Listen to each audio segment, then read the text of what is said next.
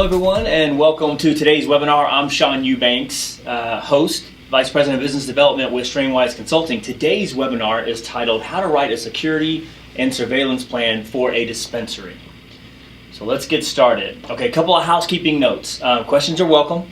We hope to have time for Q&A at the end of this. I have more than 250 slides today, guys. Tremendous webinar, a lot of content. So I'm not sure if I'll get to questions at the end. I will be watching in the box here as questions pop up, and I'll hopefully answer those throughout the process. So if something's pressing, feel free to ask a question.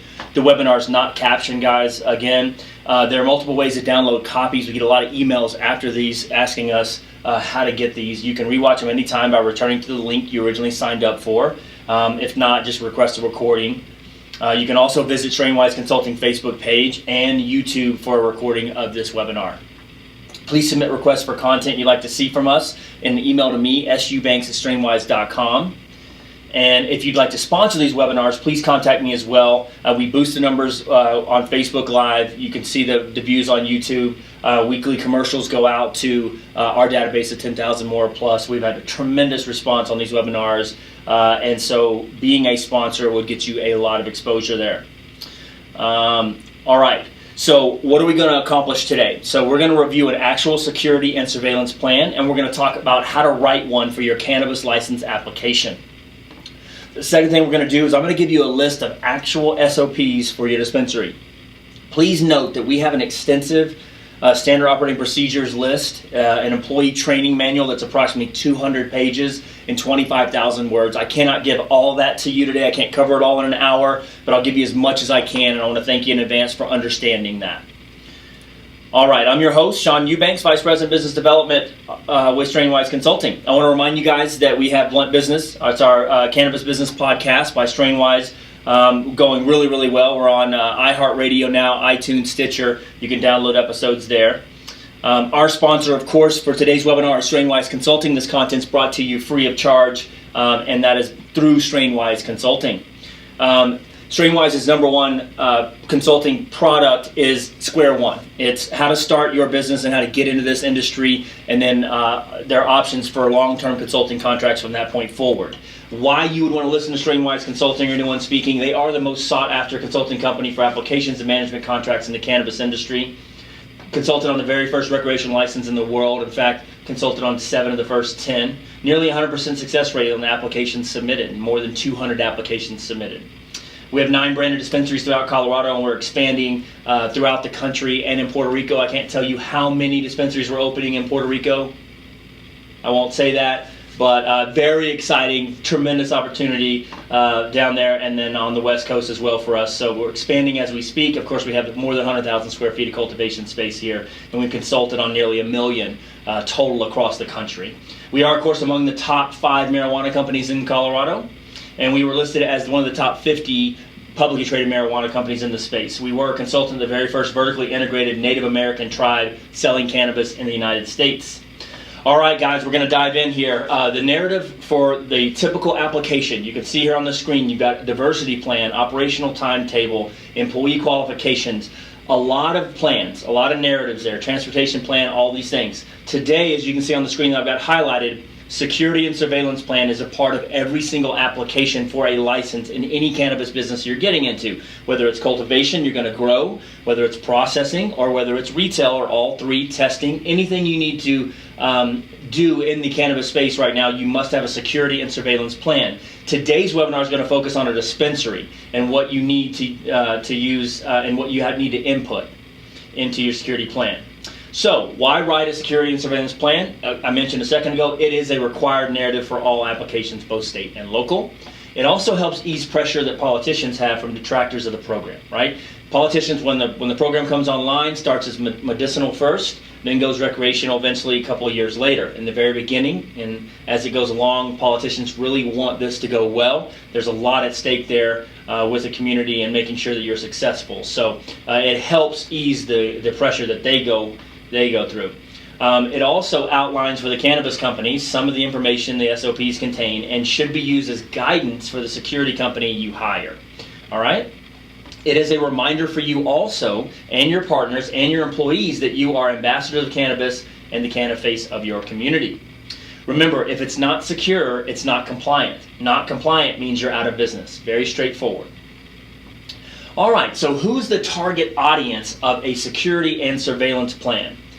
It could be the Department of Health. It's whoever is handling. Could be revenue, tax, could be agriculture. Whoever is handling the program in your state. For example, in Colorado, we have the Marijuana Enforcement Division. So they would be the #1 people on our target audience list.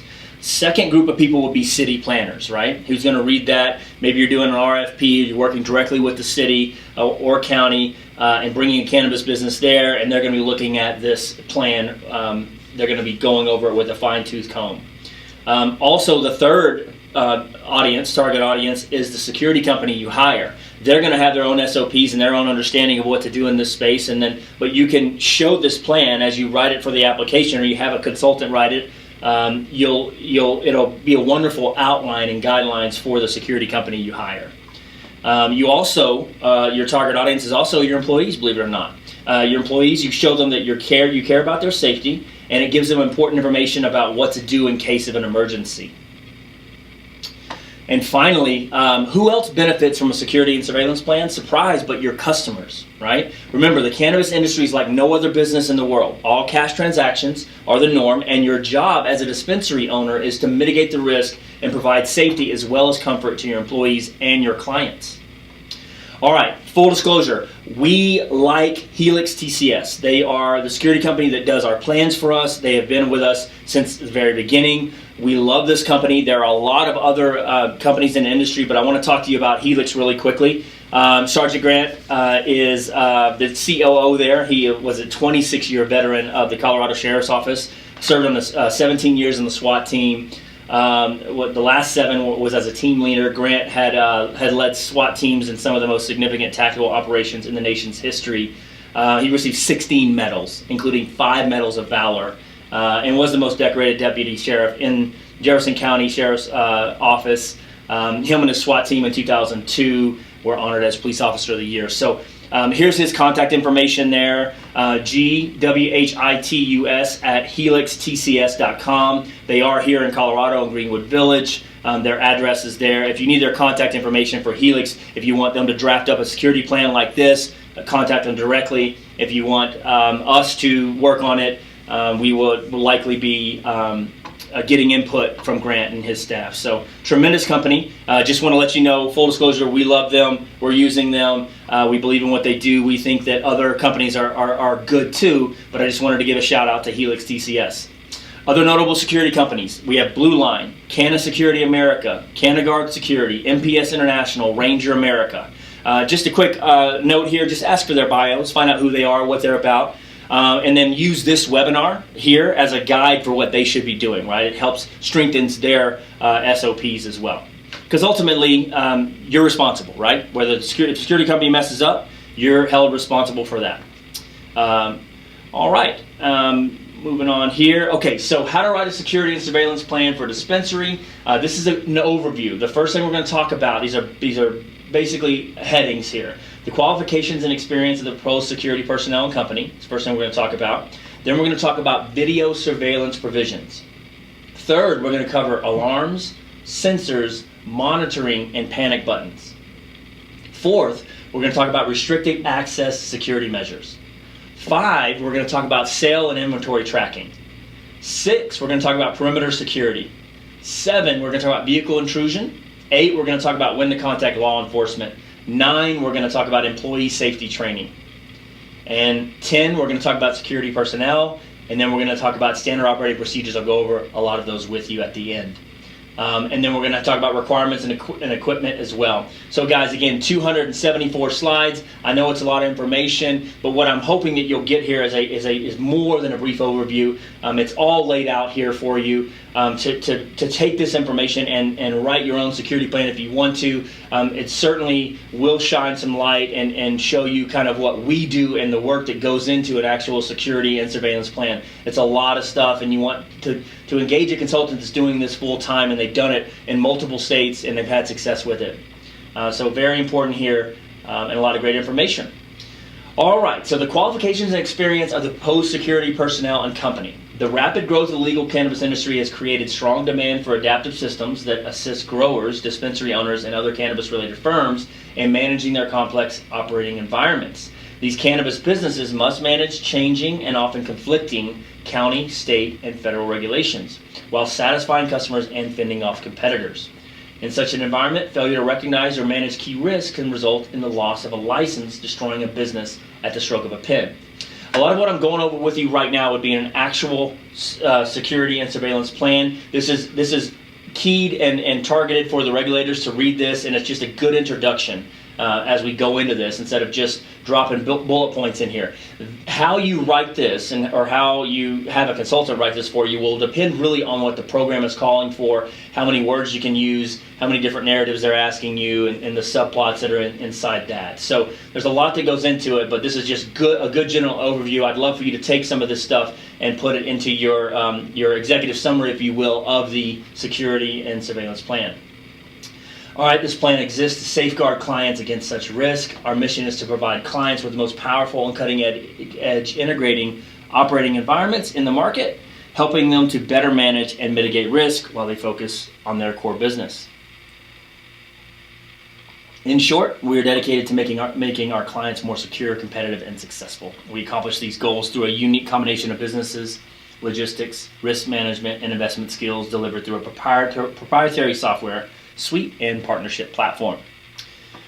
All right, our team is composed of former military, law enforcement, technological professionals with deep experience in security and law enforcement. I mentioned Grant and his team at the very beginning of this, just a tremendous resume, right? Absolutely, they can handle it, no doubt about it. So intelligence, technology design and development, partner relations, data aggregation, venture capital, private equity, risk management, banking and finance. This is just us highlighting ourselves and our partner in this and why this is a good plan and why we're a great company. Again, we're petitioning to the program, the state regulators, to allow us to operate in that state.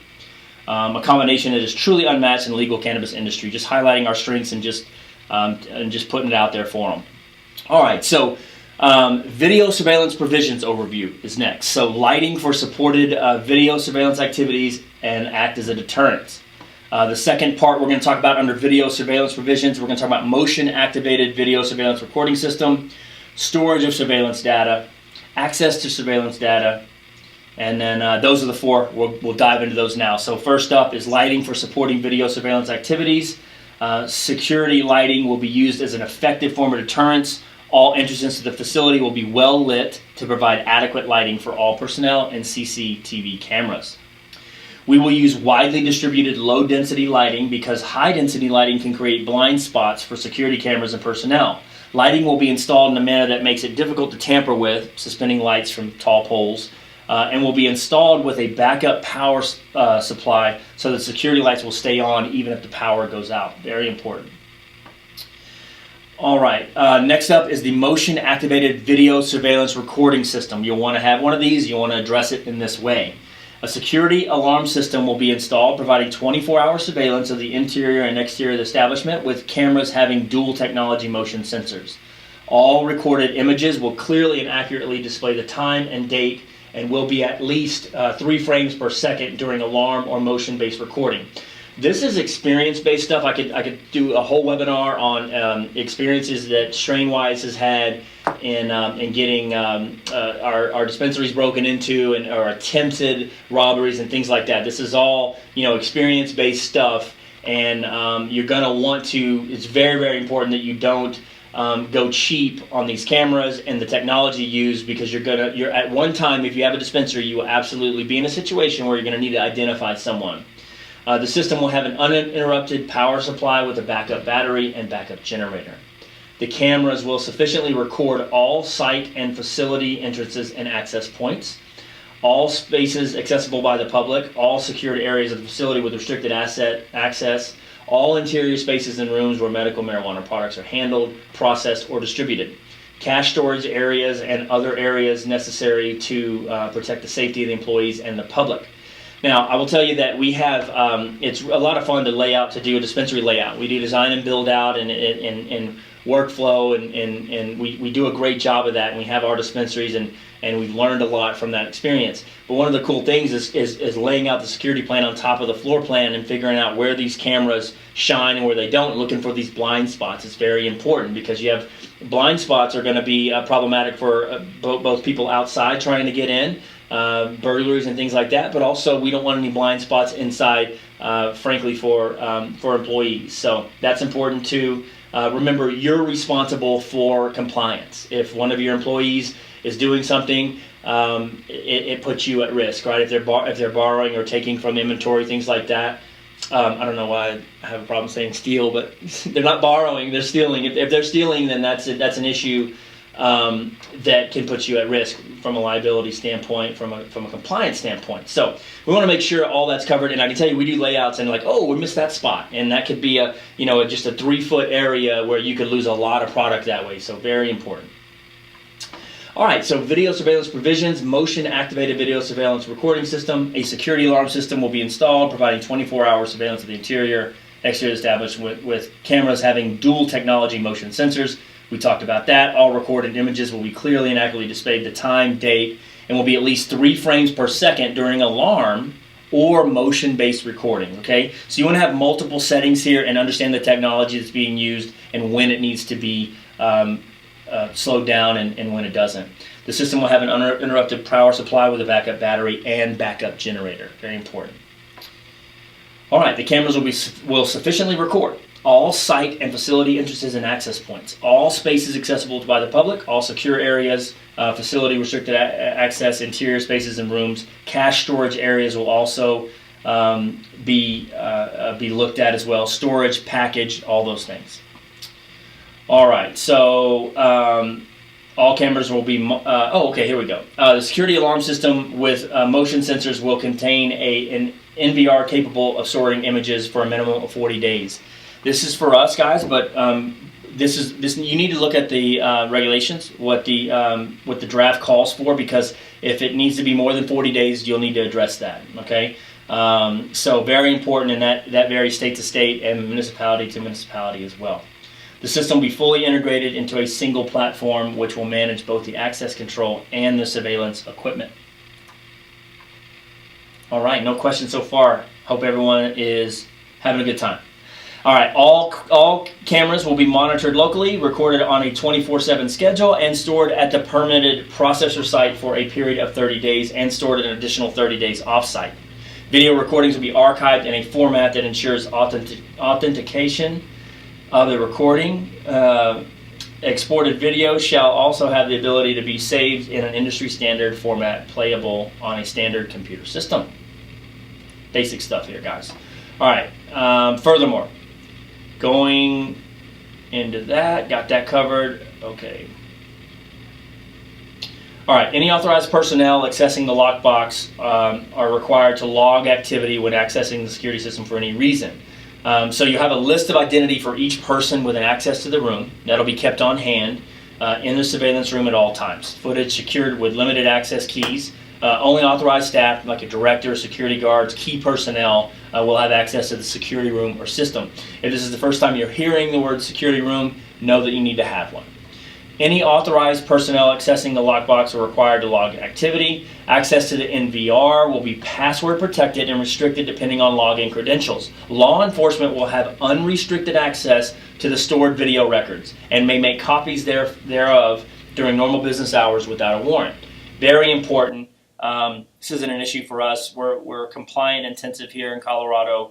And so it's not a surprise if that's asked for. The medical, the ME intensive here in Colorado, and so it's not a surprise if that's asked for. The medical, the MED, the Marijuana Enforcement Division, could also come in at any time and ask for copies, and we comply there, and we recommend that you do as well. The NVR provides a visible date and a timestamp on all recordings and can produce clear, color still photos from a live feed or a recorded video. A full color printer will be on site. Photos can be printed or saved electronically in JPEG or GIF format. So this might be something new to you, understanding that your role is to help to assist law enforcement or marijuana, the medical, the MED, the Marijuana Enforcement Division, or the Department of Health, or whoever is in your state that's asking you for that. The point is that you're required to print those up and handle that and cooperate on site. And the more you do, the better it's going to be, and the more enthusiastic law enforcement is going to be in helping you out. A video printer capable of immediately producing a clear still photo from any video camera image will be included in the security surveillance room. Pictures of footage can be printed with a watermark to document actions if necessary. Also a wonderful feature. The NVR provides a visible date and timestamp on all recordings and can produce clear still photos from a live feed. Got that covered. All right, next up, we're going to talk about alarms, sensors, monitoring, and panic buttons. So alarms and sensors. Then we're going to, under alarms and sensors, we're going to cover loss of power. We're going to talk about backup measures. And then we're going to talk about fire and smoke detection. Monitoring in general. We're going to talk about panic alarms, alarm holdup, additional alerting devices, and that'll cover it. So you can see just under alarms, sensors, monitoring, and panic buttons, one subheading, you have 8 additional narratives that need to be covered. And so this can be a massive undertaking to write a plan like this. However, these are really, really good subheadings, and if you use this is a complete plan. You will do well with it. All right, so alarms and systems, sensors first. So a security alarm system, Bosch, Honeywell, DSC, 2 gig or equivalent, will provide protection against burglary, fire, and emergencies. Intrusion detectors will always be active, and an alarm will sound in the event that a breach is detected. The system will require a security code to provide various functions. Agents will be assigned unique codes with different authority levels. Agents will memorize a duress code. In the event that an intruder instructs an agent to disarm the alarm system, the code will set off a silent alarm and notify law enforcement. Pretty standard stuff, right? In the security realm, not uncommon and not difficult to find this type of equipment. The system includes a GSM 4G cellular antenna, which provides a backup mechanism for communicating an alarm using 4G technology if an intruder cuts the phone line. These types of things, when we're listing this out for the regulators, it is impressive, it's robust, they like it, they like seeing all these things, and they like seeing the details of it. Keep in mind they might not have any experience with security, and they might be in their previous businesses, may not have any security at all, and certainly none of it is going to match the level that you're going to be embarking on in the cannabis industry. Motion detecting sensors will be installed strategically throughout the facility and around its perimeter.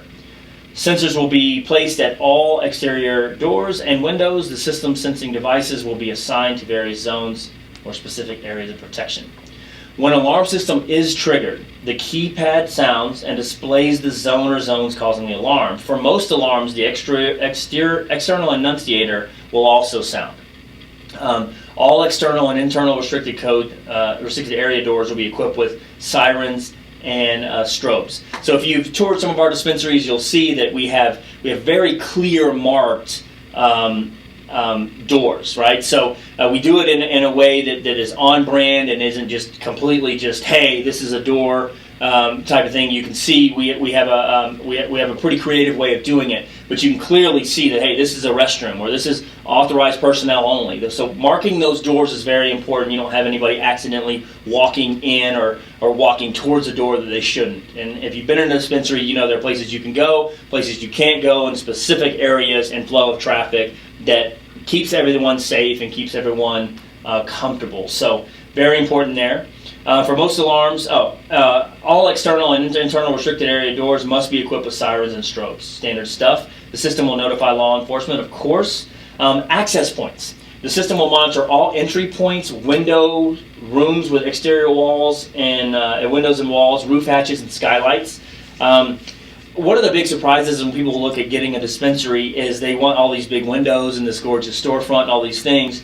I'm telling you, it's much easier to secure a building without windows. Windows are an issue. They're not a complement to what you're trying to do with the dispensary. Security is first, it's second, and it's last. I mean, you have to be mindful of your product, protect it for a myriad of reasons, and most of the time you're dealing with sealing off those windows and additional layers inside to protect that Think about in terms, instead of envisioning your dispensary being an Apple store, think of it being more like a bank, right? That's a good way to look at it. But nonetheless, if you have these exterior windows, you're going to have to be dealing with those. Highlights of the system: it can monitor the perimeter. We're just letting these regulators know it's capable of detecting motion outside of business hours when no employees are working. It has the ability to take video and photographs.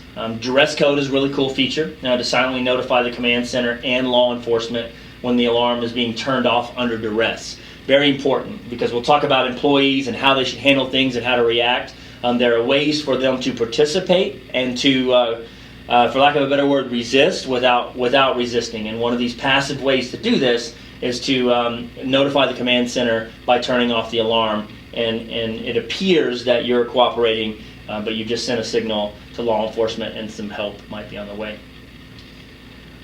All right, got that. Motion detectors, sensors, the system senses various designs, got that.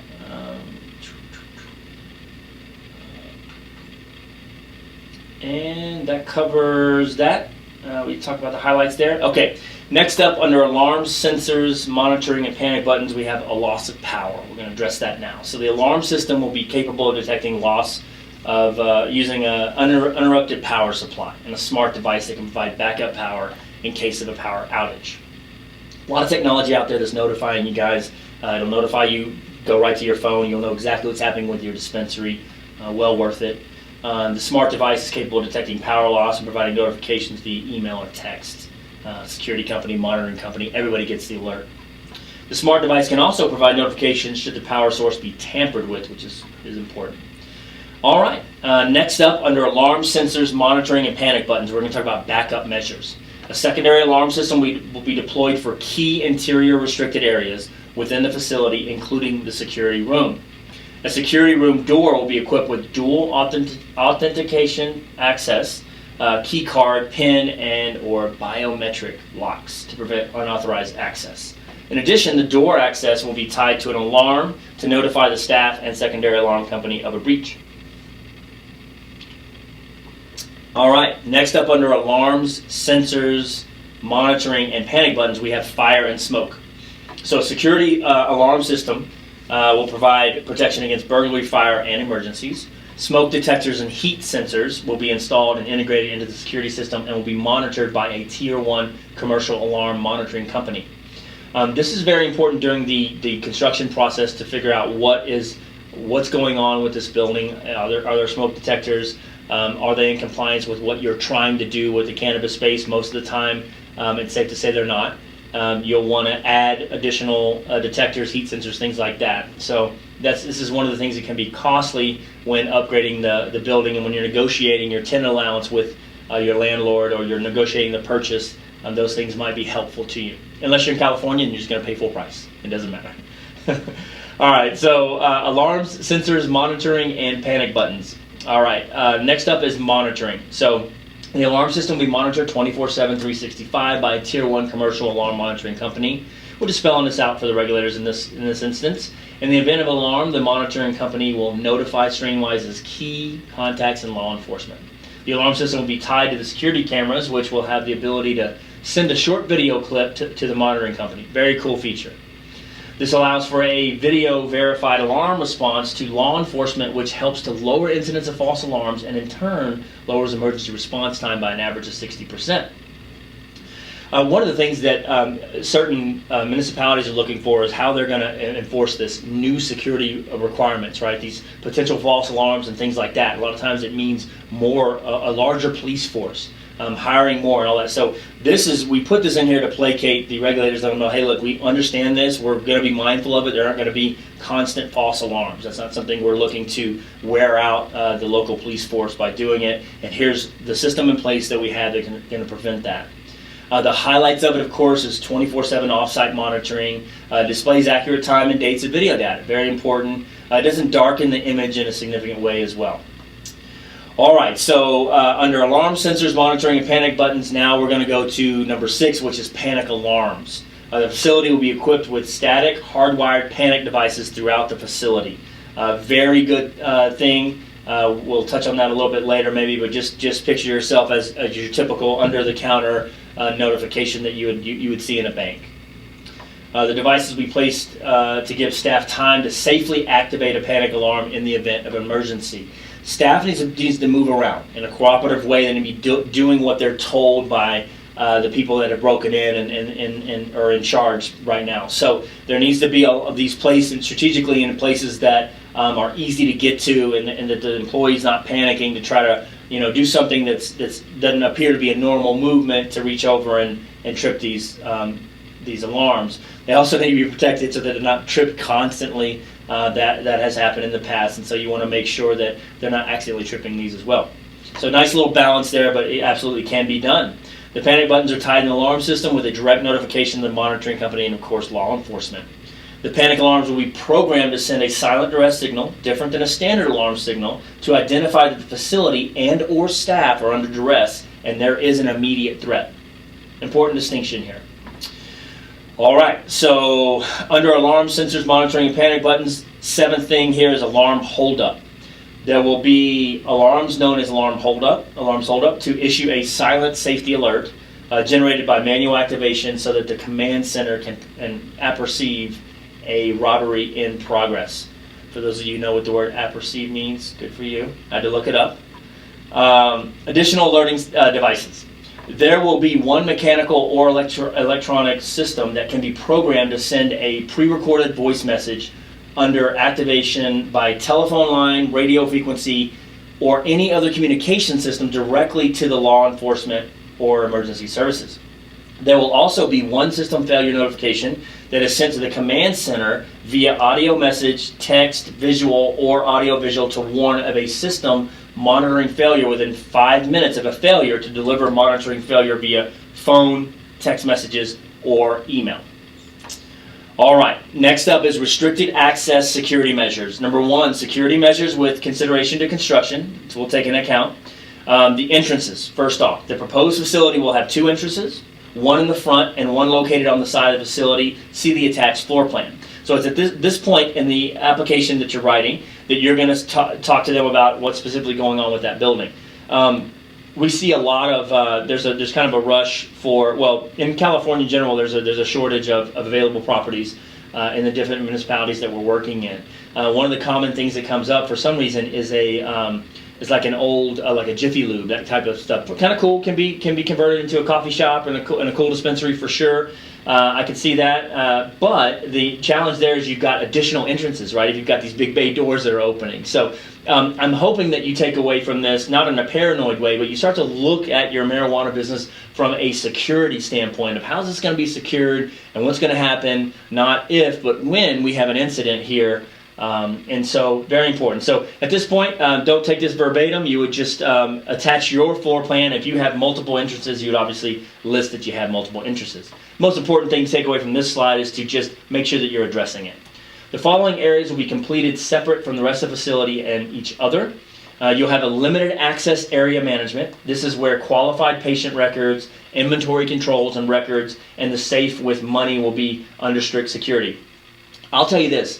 We obviously consult all across the country. We write applications and we win a lot, and we do a great job at that. But one of the things that I love that we do is design and build out. Use a consultant that has opened up multiple dispensaries and done what you're trying to do, and call someone like us and say, look, lay out this dispensary for us. Go ahead and pay for that. Even if you're not doing the other things and you're going to go about it on your own, go ahead and pay for that part, because you need all of these limited access areas, the flow of the dispensary, what it looks like from a security standpoint, from a comfort standpoint, from a customer service standpoint. Very, very important. We're really inexpensive at this, doing this, and I think that people that call us, they're very, very surprised at these floor plans that we lay out, and so it's very important. But point to that is you might be missing the limited access area management room completely. It may not even be on your radar, and why would it? You hadn't had a cannabis business before, so we totally understand it, but be mindful of that.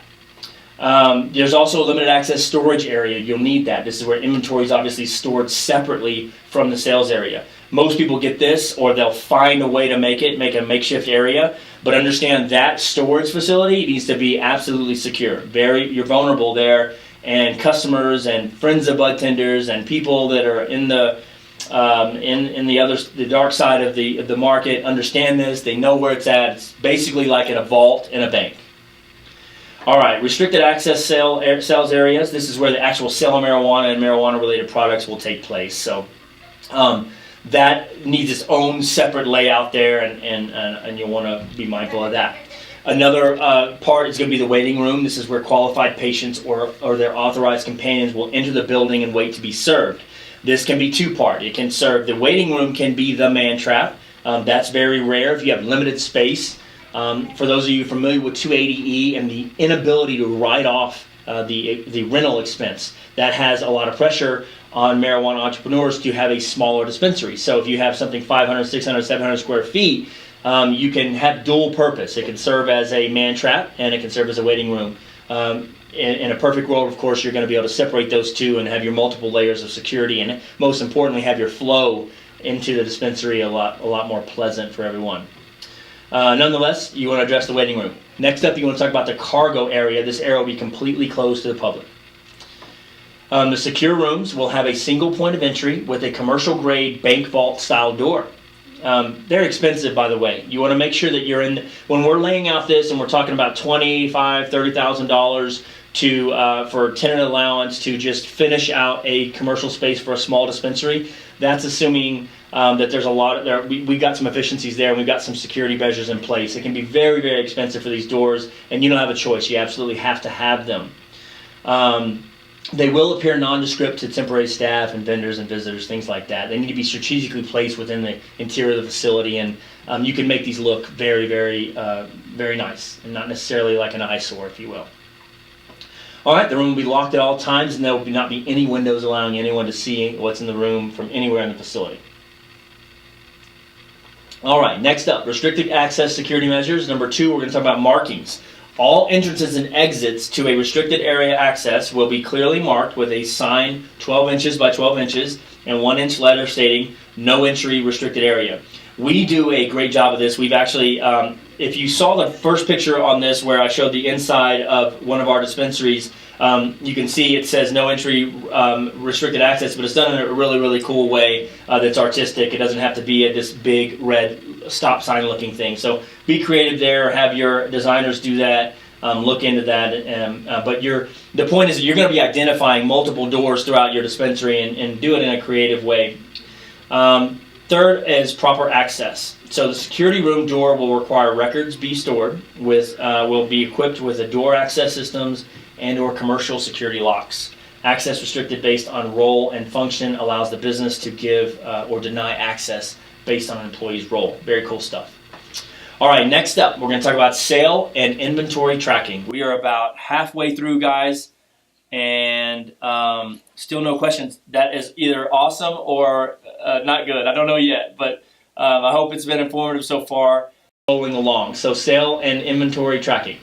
All right, this facility will use BioTrack to point of sale inventory and tracking software that will create a dispensary record that indicates whenever a product of the medical cannabis area is removed. At this point, you're going to be talking about sale and inventory tracking. There are plenty of other companies. MJ Freeway comes to mind. A lot of really, really good companies out there. We like BioTrack. We use BioTrack. We also honor the fact that nobody's perfect. There are a lot of really, really good seed-to-sale software companies out there. And there's some good API companies out there as well that will help you interface between the state-regulated software that helps the state and your seed-to-sale software that helps your company. You need those to talk, and there's some really good companies out there. Greenbits comes to mind, really solid. I think they're 1.5 billion in transactions a year now. They've proven themselves. They're really, really good companies. So at this point, you're just going to be talking about seed-to-sale inventory tracking. The register will contain the name of the employee of the clinic that removes the product. It'll have the date and time the product's removed. It'll have the removed product's description. It'll talk about the dose removed. This is just compliance stuff, very basic stuff. You'll have we have metric in the state of Colorado, and so this stuff is covered and tracked through there. It's necessary. It's just part of compliance. But again, we're not talking so much about what we're doing internally. We're telling other people, regulators who are looking at this application, deciding whether or not they're going to allow us a license to do business in that state. We're telling them how we're going to do it. So still very important. Don't skip over the sale and inventory tracking portion. Next up, we'll talk about perimeter security. So there will be a 6-foot chain link fence encompassing the facility and property if applicable. And the security personnel will do perimeter checks approximately every half hour, varying for unpredictability, as well as monitoring perimeter cameras to ensure safety and security. We're just talking about the fact that we're going to have our people actively looking and walking around and inspecting the property. If you don't have a 6-foot fence, obviously don't say that, but at this point you're going to talk about what you're doing and how secure that facility is, and hopefully you'll have some additional layers like some outside fencing that helps. Next up, vehicle intrusion. So if applicable, any portion of that building that is exposed will have cement barriers to prevent a vehicle from running into the building in an attempt to commit a crime therein. We are consulting a dispensary out in California that they had hired their uncle to do security, and he fell asleep in his car outside, was sleeping outside in his car, and there was a robbery inside the dispensary, and they used a vehicle to gain entrance. So pretty scary stuff. I know your uncle needs a job, but probably not the right position for him if he doesn't have previous security experience, or maybe he was running like mall security, things like that. This is pretty important stuff. So obviously we recommend Helix, but you need to hire a security company, and at this point you're just going to be making sure the area is secure and you're not susceptible to any kind of vehicle running in. People get desperate. This is a product that people need, people want. It is a drug, and they can, it's not unlike a pharmacy where they might attempt to drive through it. All right, the applicant will construct processor premises with brick, concrete walls, or cinder blocks reinforced with rebar. So it's just talking about how you're going to secure that facility. There are also really, really good internal things you can do, external security as well. We could show you videos of people just standing there with sledgehammers and just breaking through walls. They're persistent, and so you want to deter that by having it basically break-in proof. The applicant, which is us again, will also secure. We're just letting them know, hey, we're going to secure that. Shrubbery is trimmed and debris is cleared from the windows and doors. Ladders, ropes, and tools are secured. Excuse me. All entrances are brightly illuminated with vandal-proof fixtures. Address and company name are posted clearly for customers and emergency responders. All right, when to contact law enforcement. When an alarm or surveillance system goes down, the permit holder will notify the police department, that's us. We're going to notify the police department immediately upon becoming aware that the security camera monitoring system is not fully operational. The police department will be notified 72 hours in advance of any planned security system maintenance that will result in any stoppage of the continuous recording. All right, significant discrepancies identified during the inventory. If there's anything like that, we'll notify the police chief within hours. This is discrepancies in inventory, right? This speaks to probably internal problems. You are licensed with a badge to work in a dispensary. All the employees are. And in the event that they're caught taking product or inventory out of the dispensary, we commit as a company to notifying the police chief within 24 hours. Hey, something's amiss with our inventory. And that unfortunately puts a lot of pressure on this hourly employee. They can lose their badge. They do lose their badge, and it's an ugly thing, and they're no longer permitted and licensed to work in the industry. So it's a big deal. Hopefully, we try to convey that to our employees. They're not perfect. We're not perfect, but we do try to be clear that, hey, look, just don't do that. Make sure that there's nothing missing from the inventory standpoint. We hope that internally we'll let them know, hey, it's our policy, our stated policy with the state, that we are going to notify the police chief. So that's a thing, unfortunately.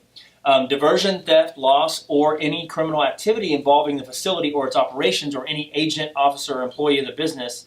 Again, we're going to notify the police chief within 24 hours. The loss of unauthorized alteration of records related to medical marijuana, registering qualifying payments, primary caregivers, or employees or agents of the business. We're going to notify chief of police. So again, for those of you tuning in for the first time, when you're buying marijuana in a medicinal state, you have a medical card, right? You've been given that by a doctor, you've been prescribed that, you use your medical card. So when you go in and use that, and you're a qualified registered patient, there's a lot of documentation. It's understatement of the year to say there's a lot of documentation. There's a tremendous amount, and if there's a discrepancy there, we report that as well. Unfortunately, that is still a thing as well. Any other breach of security, goes without saying, we'll notify the police chief within 24 hours. All right, next up is employee safety training. If you have not been paying attention thus far, this is very important. Tune into here because we're going to talk about employee safety a lot from this point forward and what they do and kind of what an actual security plan entails, and because it's very, very important that employees know how to act, because if you've got a plan in place or something written down not being implemented, it's not really a policy. So employee safety training, you have all employees will be taught the following: security-minded business course. So we offer that course, will be taught by current or former law enforcement, and will encompass the following. It's preventing and handling threatening events. We let them know that that starts with you, them, the employee. We use customer service as your first line of defense. You can tell a lot about a person's intentions by how they interact with you. So it's training these employees. Once they sit down with a law enforcement officer, I used to teach a rape aggression defense course, which was tremendous. We would have teachers and all women come, and we dress up in dummies, and they would think, okay, this is going to be about fighting. It's going to be about punching and kicking. I'm going to release some stress here. And they were always surprised that 95% of what we did was awareness, teaching them how to be aware, how you handle yourself, how you carry yourself when you're walking in the mall. What's going on when you're diamond ring. Turn that around. Just how to walk with your head up, eyes up, be alert, make eye contact with people. A lot of the stuff that's being trained in the marijuana business kind of mirrors that. Kind of on steroids. There's a lot more that goes into it, but we're teaching our employees, and we feel like they have a distinct advantage because they know how to read people now and how to interact and kind of prepare for different things. Again, you can tell a lot about a person's intentions by how they interact with you. And we go over interactions techniques there. Obviously, making eye contact. We do require that everyone be friendly to everyone who enters. Very important. We employ our employees to watch their body language. A person's body language will tell you kind of what they intend to do.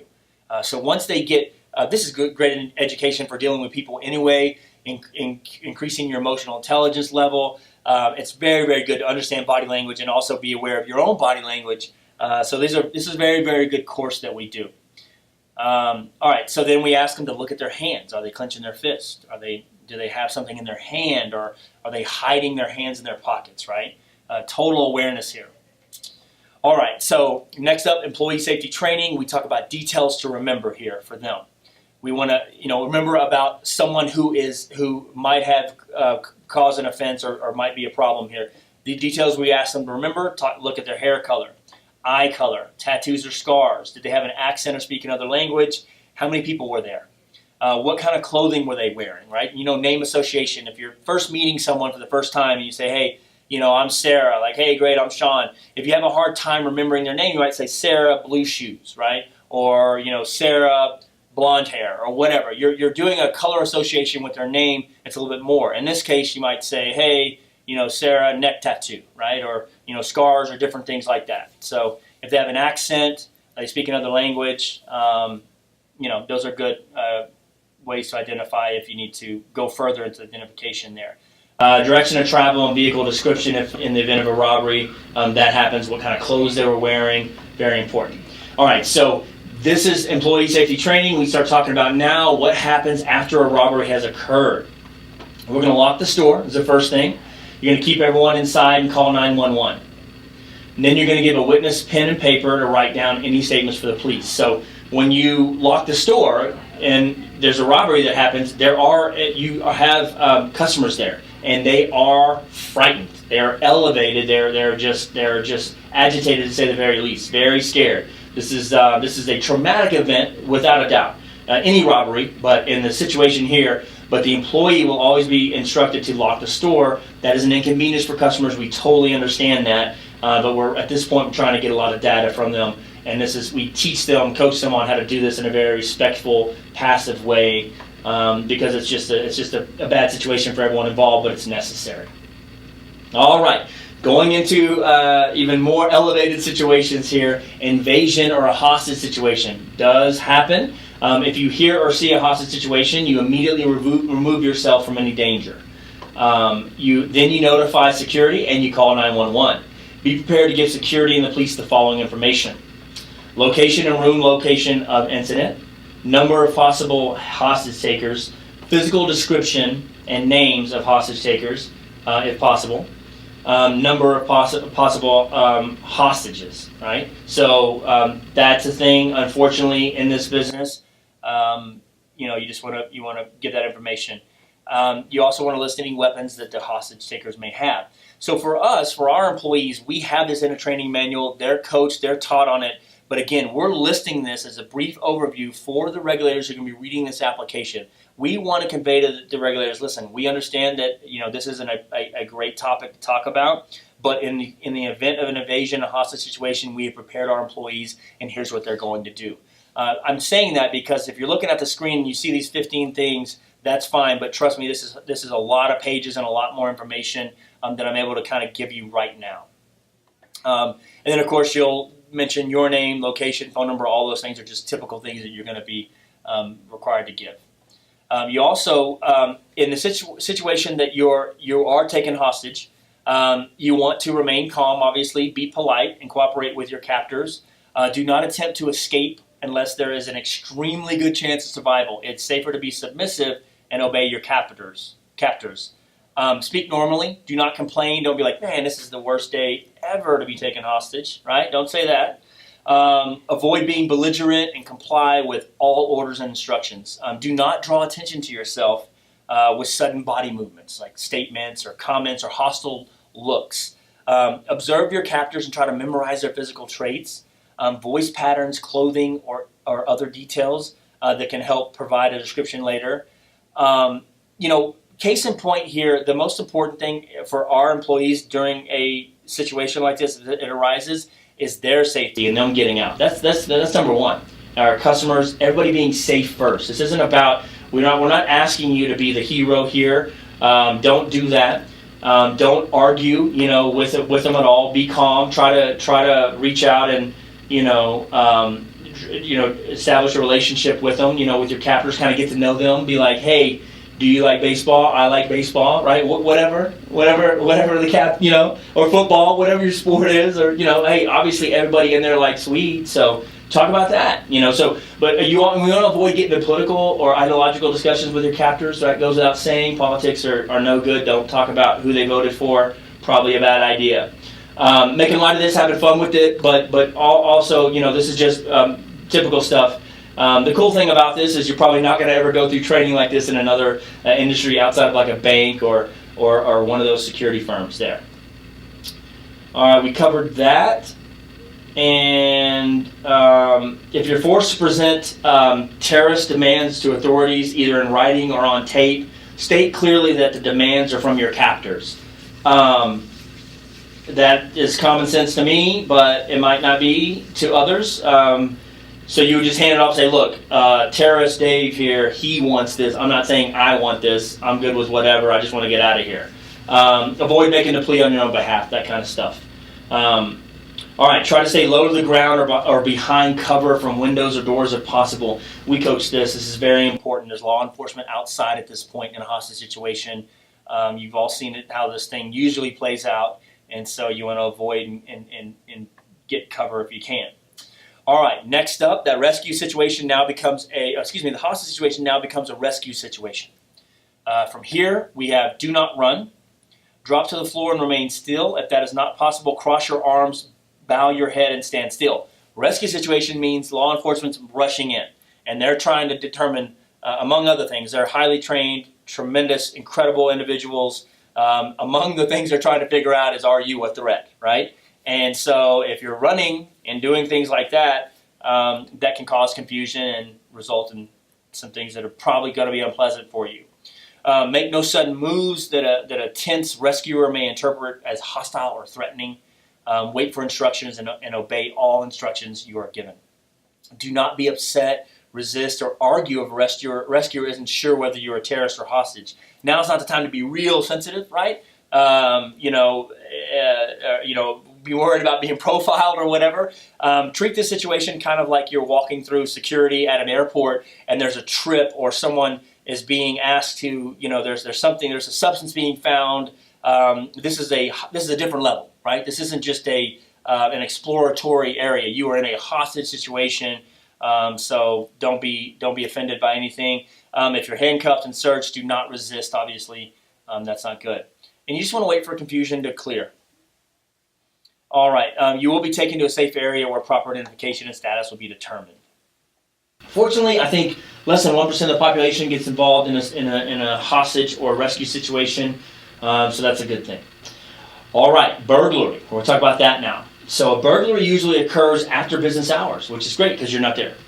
What you should look for when you're checking to see if a burglary has occurred, you're going to be looking for maybe broken windows. So when you first approach, we have, again, robust SOPs for this, and there's so much more than just looking at this. I don't want to simplify this, but obviously if you notice a broken window or something when you're walking up to the facility, you don't go in, right? Or you notify that. If there's an open door, things like that.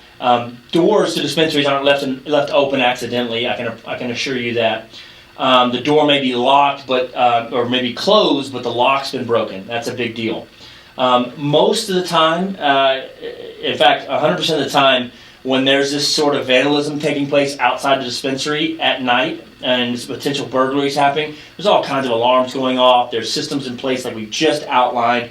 Notification are there. Most likely you're going to get a call from your boss that says don't go in today. We've had an attempted burglary or something like that. There'll be notifications along the way, but if in the event that you are the first one to see this, you want to notify and follow your protocol that way. Damage to the inside of the building, if there are items on the floor, open drawers or cupboard, maybe an open safe. I mean, those are obviously massive indications that someone has been in the dispensary that is not welcome and not an authorized employee. If there are items pushed against the building, maybe giving someone access to roof access points, you'll notice that the dispensary is, number one, being filmed and constantly under surveillance. It's very clean. The outside is taken care of. If you saw an item pushed up against a wall or a window, it would stick out like a sore thumb. You shouldn't miss that. Do not enter the building. Obviously, go to a safe distance and call 911. Tell everyone not to touch anything to preserve any possible evidence, of course. All right, so we've talked about those kind of intense things that are very rare but happen. I'm glad we got to go over that. They absolutely must be in your security and surveillance plan for dispensary. They must be talked about with the security company that you hire. They're necessary, and the training must happen as well. So welcome that, embrace it, understand it's part of the industry. Next up, under employee safety training, we're talking about theft. In the case of the customer theft, like a shoplifter, you may detain the individual if you can do so without force. You call 911. If they run or use force, let them go and call 911. When speaking with a 911 dispatcher, give them the description of the individual. I would say you don't need to do this. You don't need to stop someone, try to detain them. This is product that's not worth losing your life over, and certainly not even worth getting beat up over. If someone is doing this, if they're theft and they're shoplifter, you can approach them. Again, you've already looked at body language and you're applying all these things to what's happening. So there's a bigger, broader context here than just finding out that someone's shoplifting. So proceed with caution. I don't know anybody that's ever jumped in and stopped this. This is more or less like at the mall where you're sort of kind of corralling, or you're sort of, you're aware of it and you're notifying individuals, and it'll be handled by someone that's more qualified to do that. If your security team sees that, they'll handle it totally differently, and you'll be grateful for that, and it'll be wonderful. They'll absolutely handle it. As they're leaving there, and you're watching them leave, and there's a shoplifting happening, you'll just get their vehicle and their direction of travel. You're starting to collect information and be aware of that. The police will interview you, of course, and the suspect as well.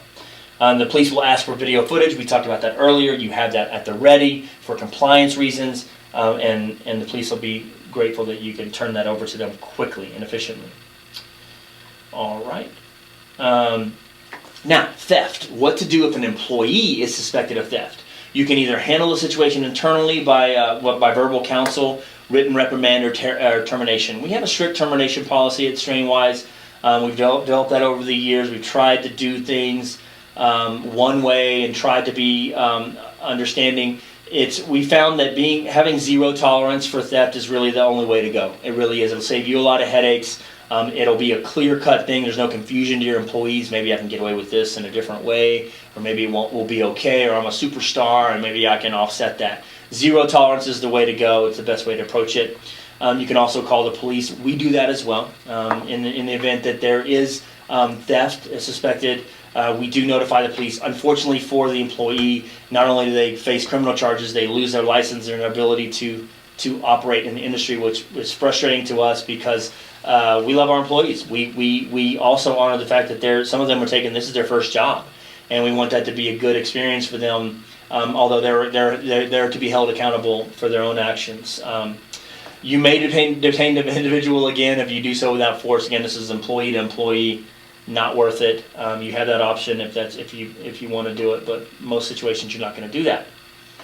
All right, security personnel. This is addressing the security personnel that's on location. So at least one trained security personnel will be present 24/7 and possibly more at different times. 420s, holidays, different times like that, you'll want to maybe beef up security. Also, depending on what's happening in your area and how safe that is. If you've had a recent burglary break-in, things like that. If you had a break-in and people actually got away with product, that may be something different as well. You want to beef up security there. So no person, natural or illegal, will provide security services and or electronic surveillance to be registered locally, may have been convicted in state or federal court of any jurisdiction in the United States for any serious criminal violation or equivalent. This background check is something you'll want to do on your security company. Your security company will do that on their personnel as well. Multiple layers don't hurt anyone. Just please be aware that if the security company misses that personnel and they're in your dispensary and they're in violation of compliance, that's on you. At the end of the day, the buck stops with you. But I think it's reasonable to trust, to a certain extent, your security company and their personnel. You want to go with a reputable company and just be mindful, check that they have this as part of their policy. You're conveying it to the regulators at this point. Tell them, hey, we're aware of this, we're watching it, this is our policy, and so you want to be consistent with your implementation of that. We talked about any person, natural or legal, to provide security services and or electronic surveillance to a local registered must provide proper documentation and certify the division standard quality of services to be provided. Goes without saying there. All right, next up is SOPs.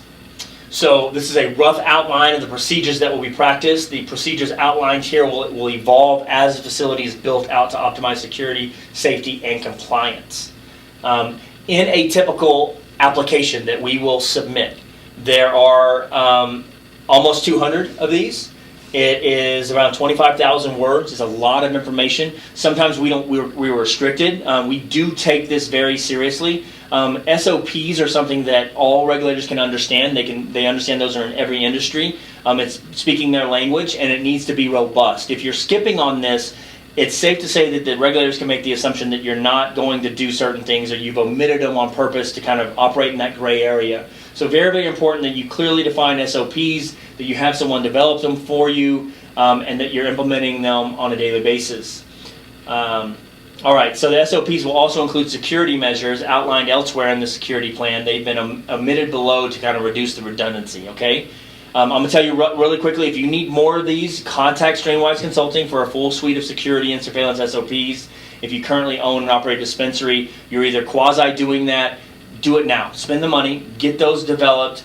You call somebody that has dispensaries, that has been in this business since 2009 like us, that knows what they're doing and have made the mistakes, and that the SOPs are relevant to today's market and what's happening specifically in your local area as well.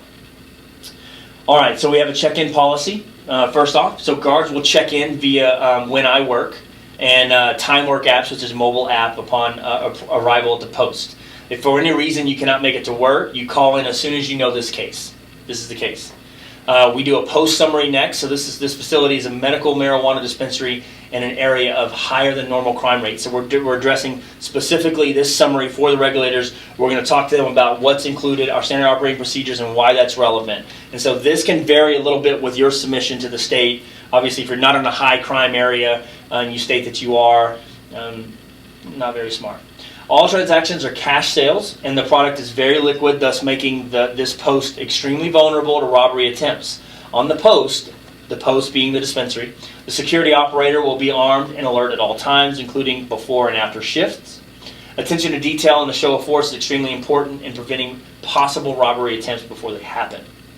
Anyone else who attempts to loiter on the property must be asked to leave immediately. Multitasking and computer skills are required for this post in order to quickly and efficiently check in customers, patients, and allow them access to the back.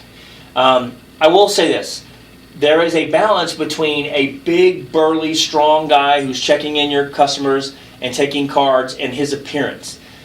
We find and we like Helix because of the friendly nature. These guys are tough. They've got military background. When push comes to shove, they could probably get it done. Okay, there's no challenging them. However, they don't need to look like a pro wrestler, right? Like the Ultimate Warrior up there, just kind of barking at people and doing that. This is the first line of customer service and very, very important. And I will just be perfectly candid with you. It's a balance, and it's things that other dispensary owners talk about. I hear about this all over the country. It's balancing security with safety. The optics of the fact that when you walk in, you see somebody who is a big, strong guy, they've got a gun on their hip, all those things can be intimidating, but also you're honoring the fact that, hey, this is a highly secured area and this is necessary. When I walk into Wells Fargo, a bank, I don't start freaking out because there's security everywhere. I'm in there to go and get in line, handle my business, and honor that this is a sensitive area and get out of there. And we hope that most customers understand that. But in the event, you still don't want this, who's up front is very important, okay? So attention to detail on that. And, understanding that they need to efficiently and quickly check in customers. So friendliness is important here. So you want your friendliest person up front there when they pass through that man trap. All right. However, do not make mistakes in an attempt to be speedy. So we're outlining SOPs here for our security agent. Do not make mistakes in an attempt to be speedy. Don't feel pressure. Accuracy and information with medical marijuana patients is imperative. We would rather them be slow, methodical, and accurate than fast and we're out of business because we're no longer compliant. Making mistakes is unacceptable when you're checking in customers, and we convey that to our security teams, and they do a great job of it. As this is such a regulated market industry, mistakes can cost a client money, thus jeopardizing our contract. Any questions or discrepancies regarding a patient's paperwork should be brought up to the dispensary's management. If it is beyond the operator's judgment call, on-the-job training is required for this post. I can tell you one way to make sure that you got a great security company working for you. Ask them what other dispensaries they're working at, right? They've got to have experience in the industry. This is across the board. It doesn't help you to just bring people along and bring them in the industry. This is very, very important. Security firms that are doing this understand about patients' paperwork. All this stuff is not new to them unless they're a brand new security firm. In that case, you've got to give them time to develop. If you really want to use them, you've got to really dig in and make sure that they're proficient in what they do. All right, requirements and equipment. Again, further SOPs for you guys. Requirements and equipment. Applicable licenses and badges, flashlight, handcuffs and keys, firearm with at least one extra magazine, and a baton. That's important. The uniform that they have is important also. Issued shirt, khaki tactical pants, all black or tan military boots, no sneakers or tennis shoes. Post duties is basically the overview here, stating that the main mission is to protect the client's property, product, and personnel. We ask that they arrive on time or earlier, armed and ready for duty. On-time arrival is very important, as being late leaves the employees vulnerable to robberies and also prevents them from conducting business. Be polite and professional, greeting patients as they enter, obviously there. All right, so you must control the entrance of the facility and authorize the entry of every individual who enters. You will ask for every qualified patient who enters the facility to present their ID for medical cannabis use before allowing access into the site. So they'll come in, they'll give their medical card, they'll give their ID, they'll slide it underneath. You'll start to check that, enter them in the system. Very standard stuff. You are to deny access to individuals who cannot produce this ID other than authorized representatives of the law enforcement officials or the state or federal government. No excuse for allowing access to people into their dispensary that their card is expired and things like that. Absolutely no excuse. There are safeguards in place with software and things like that. Absolutely not permissible. Only one person or a group, if they come together, is allowed in the back per certified dispensary technician. So this is our SOP there, just painting that picture for them, letting them know that this is our policy for keeping everything safe and orderly. It does, in instances, result in long lines. You can see lines around the corner in certain dispensaries. We get that. Everybody gets their time. They get to be treated with respect and courtesy, and they get educated, they get their information, they get their product, and they leave. It's a thing. People need to wait. It just happens. On this post, the certified dispensary technicians are responsible for maintaining patient flow from the waiting area to the sales floor, unless told otherwise.